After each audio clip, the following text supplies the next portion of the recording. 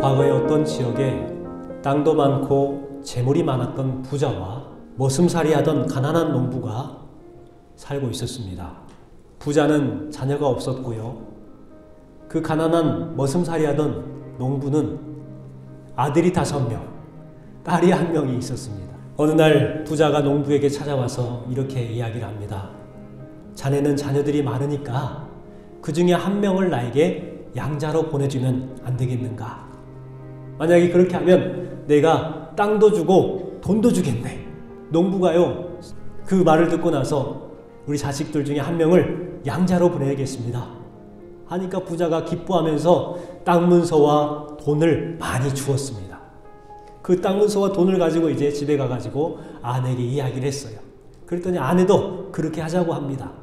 그래서 어떤 아이를 보낼까 이렇게 생각을 해보면서 아이들 1명 1명을 지적을 했어요. 첫 번째 후보는 누구냐면 막내였습니다. 그랬더니 아내가 그러는 거예요. 이 아이는 아직 갓난아이고 젖먹이 아이인데 어떻게 보내요? 못 보냅니다. 두 번째 후보는 5째였습니다. 그래서 엄마가 그럽니다. 이 아이도 어려서 아마 양자로 보내면 너무너무 힘들어 할 거예요. 안 돼요.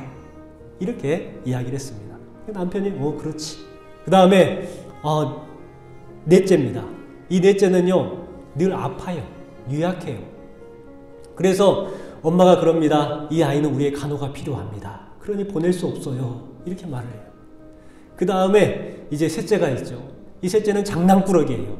그러니까 이 장난꾸러기는 보낼 수 있겠다 싶어가지고 얘는 괜찮겠네 라고 했더니 아내가 그러는 겁니다. 여보, 이 얘 때문에 우리 가정이 그래도 웃을 수가 있는데 비록 장난꾸러기고 말썽은 피우지만 이 아이가 있기 때문에 우리가 웃고 살지 않습니까? 이해도 안 돼요. 이렇게 말하는 거예요. 자, 그 다음에 둘째는 누구였냐면 딸이었습니다. 외동딸 1명밖에 없는 거예요. 그러니 아빠가 안 된다는 거예요. 이 딸은 내가 제일 사랑해. 안 돼. 여러분, 그 다음에 나머지는 누구예요? 장남이 남았습니다. 장남은 줄 수 있어요? 없어요? 장남은 당연히 못 주죠. 여러분, 보낼 사람이 있었어요? 없었어요? 아무도 없는 거예요. 그래서 생각을 합니다. 여보, 우리 안 되겠네. 보내지 말게. 그리고 이제 결정을 하고 나서 다음날 부자에게 찾아가가지고 무릎을 꿇고 싹싹 빕니다. 어르신, 제가 어르신에게 양자를 1명 드리려고 했는데 생각해봤더니 도저히 보낼 사람이 없습니다. 다시 땅 문서와 돈을 돌려드릴 테니까 용서해 주세요. 이렇게 간곡하게 빌었어요. 그 모습을 보고 부자가 감동을 했습니다. 그렇지. 부모는 자식을 사랑해야지. 여러분, 그 감동함을 통해서 부자가 그 받았던 땅 문서와 돈을 다시금 그 농부에게 주면서 이 돈으로 자녀를 훌륭하게 키우소 하고 주었다고 합니다. 어머니의 사랑 때문에 그처럼 큰 복을 얻은 것이지요. 2008년 5월 13일 날 중국의 수촨성에서 지진이 있었습니다. 여러분도 기억하실 거예요. 그때 수촨성의 사람들의 60%가 죽었습니다. 그때 구조대들이 구조 작업을 했습니다. 그런데 아주 큰 충격적인 모습을 발견하게 됐습니다. 어떤 모습이었냐면 20대 정도 되어 보이는 여인이 무릎을 꿇고 있었습니다. 그리고 등에는 커다란 콘크리트 벽을 받치고 또 팔은 이렇게 바닥을 받치고 있었어요. 이상한 모습으로 죽어 있었습니다. 죽어 있는데도 콘크리트를 받치고 있었어요. 왜 그런가 하고 봤더니 무릎 사이에 뭐가 있었을까요? 아이가 있었습니다.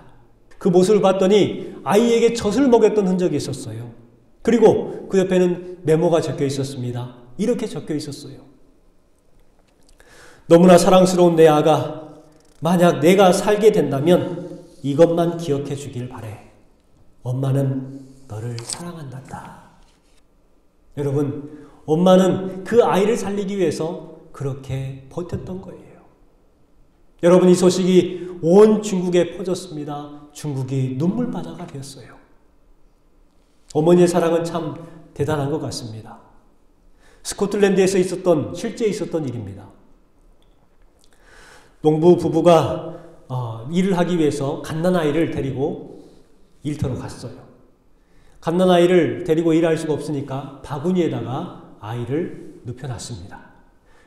그리고 일하고 있는데 갑자기 커다란 독수리가 날아와서 그 바구니를 낚아채 가버렸습니다. 손 쓸 겨를도 없는 거예요. 그래서 남편이 열심히 따라가 봤더니 독수리가 절벽, 아주 높은 절벽 중간 정도에 그 바구니를 놓고 날아가 버렸습니다. 남편도 구할 방법이 없는 거예요. 그 소식을 듣고 마을의 젊은 청년이 찾아왔습니다. 자기가 올라가 보겠다는 거예요. 젊은 청년이 그 열정을 가지고 올라갔지만 도저히 올라갈 수 없다고 얼마 뒤에 포기하고 내려왔습니다. 그 소식이 근처에 있는 군부대에 소식이 들려졌어요. 그러니까 거기에서 특수 임무를 맡고 있는 해병대원들이 왔습니다. 그리고 밧줄을 이용해서 레페를 해가지고 올라가려고 했어요. 하지만 올라갈 수가 없었습니다. 군인들도 포기한 거예요. 그 소식을 듣고 등반 전문가, 암벽 등반을 하는 전문가가 급하게 찾아왔습니다. 그래서 안전장비를 메고 이제 올라가려고 합니다. 한참을 올라가다가 보니까 난코스가 나오거든요. 이분들이 생각합니다. 이러다가 우리가 다치겠다. 우리가 큰일 나겠다. 안전이 제일이지 하고 중간만큼 올라가다가 그냥 내려왔다고 합니다. 젊은 청년도 못한다고 그러지, 해병대원들도 못한다고 그러지, 암벽 전문가도 못한다고 그래요. 아무도 못한다고 해요. 그랬을 때에 갑자기 어떤 광인처럼 생긴 사람이 아무런 안전장비 없이 그 벽을 오르기 시작했습니다. 누구였을까요? 그 아이의 엄마가 올라가기 시작했어요. 그 엄마는요, 올라가는데 다쳐도 아무렇지도 않아요. 손가락에서 피가 나도 개의치 않습니다. 주변 사람들이 그래요. 안전이 제일인데 안전 장비라도 갖추지. 여러분 그런 말을 듣지 않습니다. 오로지 올라가기만 하는 거예요.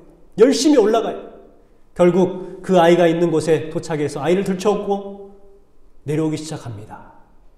내려와서 그 엄마는 그 자리에서 쓰러졌습니다. 아이는 살았어요. 사람들이 환호성을 지릅니다.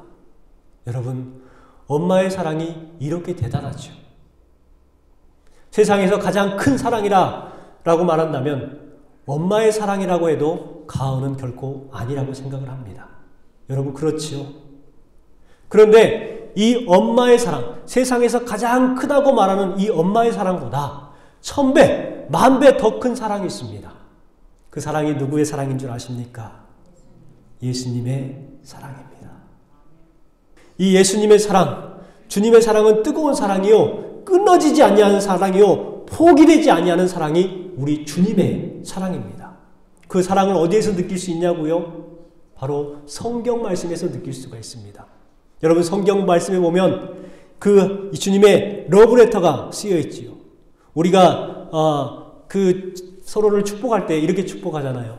당신은 사랑받기 위해 태어난 사람, 지금도 그 사랑 받고 있지요. 당신은 사랑받기 위해 태어난 사람, 지금도 그 사랑 받고 있지요. 여러분 지금도 그 사랑이 뭘까요? 그 사랑. 그 사랑은 바로 우리 주님의 사랑입니다. 이것이 바로 진짜 사랑이요, 태초부터 시작된 사랑, 그 하나님의 사랑입니다. 여러분 이것을 알고 느끼는 것, 그리고 또 그것을 체험하는 사람은 행복한 사람인 줄 믿습니다. 여러분은 어떠십니까? 여러분은 지금 그 사랑을 알고 느끼고 체험하며 살아가고 있습니까? 여러분 지금 여러분에게 분명한 것은 그 사랑이 있습니다. 그 사랑을 아시기 바랍니다. 느끼시고 체험하시기를 주님의 이름으로 축복합니다. 여러분 지금은 우리는 종료주의를 보내고 있습니다. 또한 내일부터는 고난주간이 시작이 됩니다. 이 고난주간 기간 동안에 우리를 창조하신 그 하나님의 사랑을 느끼고 회복할 수 있는 시간이 되시기 바랍니다. 여러분 그 하나님의 뜨거운 사랑을 우리는 발견하고 아는 삶을 살아가는 것이 성도의 삶이요, 그것을 알아가는 것이 우리 성도의 기쁨인 거예요. 오늘 본문 말씀 17장에 보면 그 사랑의 핵심이 기록이 되어 있습니다. 예수님께서 잡히시기 전 기도했던 내용이 기록이 되어 있습니다. 예수님이 그 십자가의 고통을 당하시기 전에 했던 기도가 기록이 되어 있다는 말이죠. 특징이 뭔 줄 아십니까? 예수님이 하셨던 기도 중에 가장 길다는 것입니다. 또한 이 기도는 대제사장적 기도라고 말을 합니다. 17장의 내용을 분석해 보면 세 가지로 나눌 수가 있습니다. 먼저는 예수님의 사명과 두 번째는 제자들을 위한 중보기도가 기록이 되어 있습니다. 그리고 세 번째, 지금은 성도들이 아니지만 앞으로 성도들이 될 사람들을 위한 기도가 18절부터 28절까지 기록이 되어 있습니다. 여러분, 그렇다면 우리를 향한 기도가 어떤 기도냐? 바로 두 번째, 제자들을 위한 중보기도가 우리를 향한 기도 제목이라고 할 수가 있지요. 여러분, 그 십자가의 고난을 당하기에 앞서 주님께서는 우리를 위해서 그렇게 중보하며 기도했다는 거예요. 이 기도는 너무나도 놀라운 기도요. 이 기도의 삶을 살아가는 것이 우리 성도들이 살아야 될 삶이라는 것을 알 수가 있습니다. 그렇기 때문에 이 말씀은 우리에게 매우 중요한 말씀이요, 기도라는 것을 알 수가 있지요. 오늘 말씀을 통해서 주님의 기도의 내용, 기도의 제목에 대해서 한번 살펴보는 시간이 되었으면 좋겠습니다. 예수님의 첫 번째 기도 제목은 무엇이냐? 우리를 세상으로부터 보호해 주옵소서라는 기도의 제목입니다. 우리를 보호하옵소서. 9절 말씀에 보면 주님께서 이렇게 기도합니다. 내가 그들을 위하여 비옵나니, 내가 비옵는 것은 세상을 위함이 아니요 내게 주신 자들을 위함입니다. 곧 제자들을 위해서 기도하고 계신 거예요. 여러분, 잡히시기 전 예수님께서는 무엇을 생각하셨을까요? 바로 이 땅에 있는 제자들, 성도들을 생각하셨다는 거예요. 왜냐하면 앞으로 그들이 당할 고난들이 많고 힘든 환난들이 있고 믿음을 지키기 위해서 몸부림쳐야 되는 그러한 사람들이기에 그들을 보호해 주시라고, 그들을 보존해 주시라고 그렇게 기도하고 있는 것입니다. 11절 말씀입니다. 나는 세상에 더 있지 아니하오나 그들은 세상에 있사옵고 나는 아버지께로 가옵나니 거룩한 아버지여 내게 주신 아버지의 이름으로 그들을 보존하사 우리와 같이 그들도 하나가 되게 하옵소서. 아멘. 그들은 세상에 있사옵고. 이게 걱정이 되는 거예요. 마치 아버지가 자식을 타지에 보내면서 안타까워하는 그 마음이 지금 예수님의 마음이라는 거예요. 그래서 기도합니다. 내게 주신 아버지의 이름으로 그들을 뭐 하시라고요? 보존하사, 보호해 주시라고 말씀하고 있는 거예요. 여러분, 주님께서 마지막 하신 기도를 보세요. 우리 주님의 마음을 알 수가 있습니다. 주님의 사랑을 알 수가 있습니다. 어머니의 사랑보다 1000배, 10,000배 큰 사랑. 그 사랑이 지금 주님의 사랑이라는 것을 알 수가 있죠. 여기에서 한 가지 특징이 뭐냐면 아버지의 이름으로 보존하라고 말씀합니다. 아버지의 이름으로. 그렇다면 이 아버지의 이름의 뜻은 무엇일까요? 아버지의 소유를 의미합니다. 소유. 제자들이 아버지의 것으로 살게 해주시라는 거예요. 세상의 사람으로 살아가는 것이 아니라 아버지의 백성으로서의 삶을 살게 해주시라고 말씀하고 있는 것입니다. 또한 두 번째, 아버지의 이름 안에는 아버지의 소속을 의미하는 거예요. 소속. 우리가 해외를 나가려고 하면 뭘 가지고 나가죠? 여권을 가지고 나갑니다. 그냥 수첩 하나예요. 그런데 그 수첩 하나의 위력을 여러분 아십니까? 여러분, 그 수첩의 위력은요, 대단한 거예요. 여러분이 그것을 가지고 안 가면 여러분 불법 이국자가 되는 거예요. 그런데 그 수첩 조그마한 하나만 갖고 나가면 합법이 되는 겁니다. 이건 매우 중요한 것이죠. 그 수첩에 전면에 뭐라고 써 있습니까? 대한민국이라고 써 있습니다. 무슨 말입니까? 대한민국에 소속된 사람이라는 거예요. 그러니 대한민국의 보호를 받는 것입니다. 그렇다면 이 아버지의 이름으로라는 것은 아버지께 속해 있는 사람이요, 아버지로부터 보호를 받는 사람이라는 것을 알 수가 있는 것이죠. 매우 중요한 것입니다. 여러분, 우리는 세상에 속한 자가 아닙니다. 우리는 마귀에게 속한 사람이 아니라 하나님께 속한 자라는 깊은 의미를 기억하시길 바랍니다. 세 번째, 아버지의 이름은 어떤 뜻을 가지고 있느냐? 아버지의 명예와 권세로 보호해 주시라고 말씀하고 있는 것입니다. 세상의 훌륭한 사람들은 그 이름에도 권세가 있잖아요. 그분 이름만 대면 아 그래요? 통과. 아 그래요? 네 괜찮습니다. 네 하겠습니다. 여러분 그 이름에 권세가 있는 것이죠. 지난주에 함께 말씀을 나눴죠. 여호와 안에 깊은 의미가 있잖아요. 손을 보라 못을 보라. 여러분 예수 그리스도를 통해서 우리를 구원하시고자 하는 그 거룩한 성호 안에 깊은 하나님의 사랑이 담겨 있다는 것입니다. 이 여호와 하나님의 이름으로 우리를 보호해 주시라고 지금 기도하고 계신 것이죠. 우리 14절 말씀을 같이 한번 읽어보겠습니다. 왜 주님께서 이렇게 간절하게 우리를 위해서 기도하셨는지 14절 말씀에 그 이유를 기록하고 있습니다.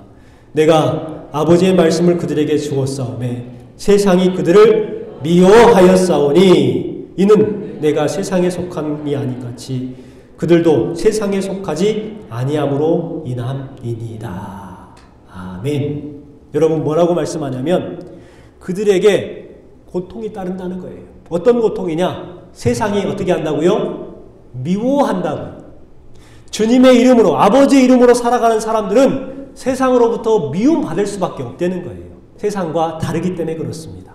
세상과 추구하는 것이 다르고 목적이 다르고 목표가 다른 거예요. 그러니 세상 사람들이 싫어하고 미워하는 것입니다. 그렇기 때문에 그들에게 앞으로 닥칠 많은 핍박과 두려운 일들이 주님께서는 걱정되셨던 거예요. 그래서 주님은 그들을 보호해 주시라고 보존해 주시라고 중보하면서 기도하고 계십니다. 여러분 세상 사람들은 우리를 미워할 수밖에 없습니다. 다르기 때문에 그래요. 그러나 분명한 것은 우리는 세상에 있지만 세상에 속하지 않는 사람들이요. 세상에 살지만 세상과 구분된 삶을 사는 사람들이요. 세상에 살지만 세상에 더럽혀지지 않는 거룩한 성도들이라는 것을 기억하시기 바랍니다. 지금 우리나라는 코로나19 때문에 사회적 거리두기를 합니다. 외출을 자제하시기 바랍니다. 클럽에 가지 마시고 PC방에 가지 마시고 노래방에 가지 마시고 유흥시설에 가지 말고 체육시설에 가지 마시고 종교시설에 가지 마세요. 사회 거리두기를 계속해서 하는 거죠. 그런데 이것들을 곰곰하게 생각해 보면 우리 성도들은 이것들을 이미 하고 있는 것 같아요.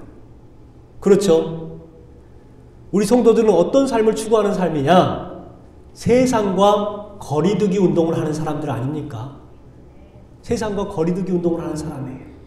그런데요, 언제부턴가 우리 성도들이 세상과 거리두기를 하지 않습니다.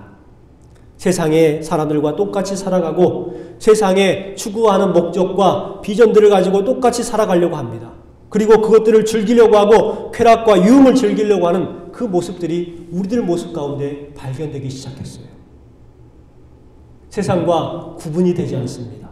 세상과 구분이 되고 거룩한 성도의 삶을 살아가야 될 사람들이 구분되지 아니하고 세상 사람들처럼 살아가요. 그러다 보니 점점 세상 사람들처럼 살아가지 아니하면 이상하게 느껴지는 거예요. 어색하게 느껴집니다. 교회에 나와서 예배드리는 것들이 어색하게 느껴지고 세상에 살아가는 것들이 익숙하기 때문에 불편하지가 않아요. 반대가 돼야 되는데 언제부턴가 성도들까지도 세상 사람들처럼 살아가고 있는 모습들을 발견하게 됩니다. 이럴 때에 우리 성도들이 추구해야 될 것이 무엇인가? 세상과 거리두기 운동을 우리가 실천해야 할 때가 아닌가 생각해 봅니다.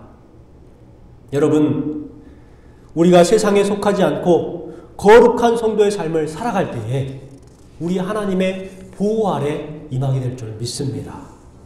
두 번째, 예수님의 기도 제목은 우리가 하나 되기를 위해서 기도하셨습니다. 11절 우리 하반절에 보십시오. 이렇게 기도합니다. 거룩하신 아버지여, 내게 주신 아버지의 이름으로 그들을 보존하사 우리와 같이 그들도 뭐가 되게 하소서? 하나가 되게 하옵소서. 여러분, 주님께서 우리들에게 하나가 되게 하옵소서 이렇게 말씀하고 있습니다. 예수님께서 왜 이렇게 기도하셨느냐? 예수님께서 아신 거죠. 제자들이 서로 분열될 것을 알았어요. 또 교회들이 서로 분열될 것을 알았습니다. 성도가 성도끼리 싸울 줄 알았어요. 그렇기 때문에 주님께서 기도하신 거예요. 그들이 분열되지 않고 찢어지지 않고 갈라지지 아니하고 하나가 되게 하옵소서. 여러분, 우리가 왜 하나가 되어야 하느냐? 첫 번째는요, 사탄 마귀를 이기기 위해서는 하나가 되어야 가능합니다. 사탄의 권세, 마귀의 권세는요, 우리 개개인이 무너뜨릴 수 없어요. 우리가 넘어져요. 그렇지만 우리가 하나가 되어서 뜨겁게 간구하며 기도할 때에 비로소 악한 마귀 사탄의 권세는 물러가게 되어 있습니다. 힘을 쓰지를 못하는 거예요. 그렇기 때문에 우리는 계속해서 모이기를 힘쓰고 하나 되기를 힘써야 하는 것입니다. 여러분, 마귀가 좋아하는 것이 무엇입니까? 교회가 분열되는 것을 좋아합니다. 서로 싸우고 원망하는 것을 좋아합니다. 나눠지는 것을 좋아합니다. 그러나 반대로 생각해 본다면 사탄이 싫어하는 것이 무엇일까요? 하나 되는 것을 싫어합니다. 모이는 것을 싫어하고 서로 의기투합해서 믿음 생활하는 것을 싫어합니다. 사탄이 싫어하는 것을 하면 되는 거예요. 승리하는 거예요. 두 번째, 왜 하나가 되어야 되느냐? 하나가 되어야 하나님의 일을 할 수 있기 때문입니다. 하나님의 일은 개개인이 할 수 있는 것이 아니죠. 혼자 일을 하게 되면 할 수 있는 일이 그렇게 많지가 않습니다. 협력해서 서로 돕고 합력하여 서로 이끌어 주어야 하는 것이죠. 그래서 주님께서는 교회 공동체를 세우신 거 아닙니까? 하나님의 일을 하시기 위해서. 여러분, 교회 공동체는 하나님의 일을 하시기 위해 세우신 공동체라는 것을 기억하시기 바랍니다. 교회는요, 경영하는 것이 아니에요. 교회는 어떤 개인이 소유한 그것이 아니란 말입니다. 공동체예요. 여러분, 공동체는 무엇입니까? 커뮤니티입니다. 화합하는 곳, 연합하는 것이 바로 공동체죠. 그렇다면 공동체를 이룰 수 있는 방법이 무엇일까요? 공동체가 그냥 사람들이 그냥 모이면 공동체가 될까요? 그러면 클럽도 공동체가 되겠네요. 개모임도 공동체가 되겠네요. 여러분, 그런 공동체를 말하는 것이 아니에요. 여기에서 말하는 것은 주님의 공동체를 말하는데요. 주님의 공동체가 온전히 공동체로 서기 위해서는 어떻게 해야 되느냐? 커뮤니케이션을 잘 해야 됩니다.